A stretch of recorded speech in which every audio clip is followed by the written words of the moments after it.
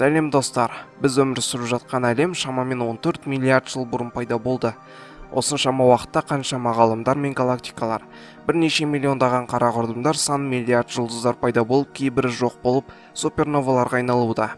Әлем әлі де үлкеюде, шарықтау шегіне әлі жеткен жоқ. Бұған дәлел жұлдыздардың арақашықтықтарының үлкеюі. Бұл нәрсе ғылыми болсын, діни тұрғыдан алсақ та дәлелденген. Ал біздің жер планетасының жасы 4-5 миллиард жыл деп есептеледі. Дәл осындай біздің тұрып жатқан жер қалпына жету үшін соншама уақыт кеткен. Алғада жер планетасы толығымен вулкан және ыстық жанартаулар жапқан объект болған деседі. Метеориттер құлап, жердің ішкі ядросындағы процесстер жер планетасын өзгерткен. Өздеріңіз білетіндей, жер планетасының ядросы, мантиясы және біз өмір сүріп жатқан жер қыртысы бар. Және ядродағы және мантиядағы ішкі процесстер жер қыртысының тектоникалық қозғалысын алып келеді. Жер қыртысындағы материктер, жалпы жер қыртысы бірнеше бөлікке бөлінген. Және географиядан да оқып жүрген боларсыз, тектоникалық плиталарды құрайды. Сонымен бұл дегеніміз, егер қысқаша түсіндірсек, жер планетасындағы литосфералық қабаттар блоктарға бөлінген, және олар ұдайы қозғалыс үстінде. Қозғалу нәтижесінде осы бір біз білетін материктер құрылған. Алғаш бұл теорияны Альфред Вегенер атты неміс ғалымы ортаға шығарады. Ол жер планетасының картасына қарап тұрып, Африканы және Оңтүстік Американы бір-біріне қосқан кезде дәлме-дәл келетінін көреді. Демек, ең басында барлығы бір материк болған.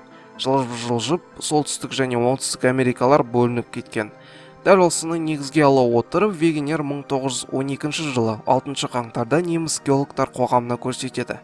Бірақ геологтар қоғамы мұны қабылдамайды, тек қана 1960 жылы ғана материктердің дрейфі дәлелденіп, Альфред Вегенердің теориясы ғылымға тектоникалық қозғалыстар атауында жаңа ғылым түрі болып енгізіледі. Бұл біздің тақырыптың қысқаша тарихы болатын. Ендігі кезекте жер планетасы өмір бойы біз білетін 5 құрлық болмағанын түсінген шығарсыз.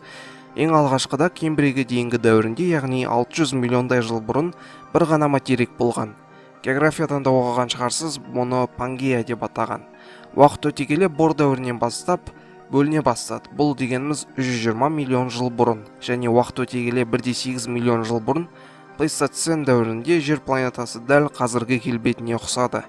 Әрине көріп тұрған боларсыз, ол кезде мұз дәуірі басталған болатын, және Каспий теңізінің Қара теңізбен тікелей байланысы бар екендігін көруге болады. Ал мынау қазір жер планетасы. 5 құрлық, 6 материк және үлкен-үлкен 8 литосфералық плиталардан тұрады. Осы үлкен плиталар әлі де қозғалуда, жылына 5-10 сантиметрге. Өте кішкентай болғанымен 100 миллион жылдың ішінде жерді адам сенгісізде өзгертіп жібере алатындай жылдамдық. Жер планетасындағы өте үлкен 8 плита туралы айттық. Одан басқа да кішігірім 50 шақты плита бар. Және олардың бірі Наска плитасы. Осы плитаның көмегімен Латын Америкасындағы Анд тауы түзілген болатын. Ал қазіргі кездегі ең қорқыныштысы деп саналып жатқан тектоникалық қозғалыстар Солтүстік Америка плитасында болып жатыр. Тынық мұхиты плитасы ақш-тың Сан-Андреас және Сан-Франциско сияқты аумақтарын бөліп алып кетуге тырысуда. Жылына 5 сантиметрге алыстауда, және осы қалпынан танбаса, шамамен 2,5 миллион жылдан кейін Сан-Францисконы Аляскадан табатын боламыз. Дәл сол сияқты Африканың оңтүстік шығысы да үлкен қауіп астында. Біз бұл туралы алдыңғы бір видеоларымызда айттық. Және шамамен алғанда 50 миллион жылдан кейін Уганда, Сомали сияқты мемлекеттер Африкадан бөлініп, бөлек аралға айналатын болады. Ғалымдар тағы бір жайтқа назар аудартқысы келеді. Егер бұл қозғалыстар жылдамдығын өзгертпесе және бағыттарын ауыстырмаса, тағы да шамамен алғанда 100-200 миллион жылдан кейін өте үлкен суперконтинентті құрайтын болады, және оған Амазия деп ат беріп қойыпты. Ендігі кезекте бір нәрсе айтқымыз келеді.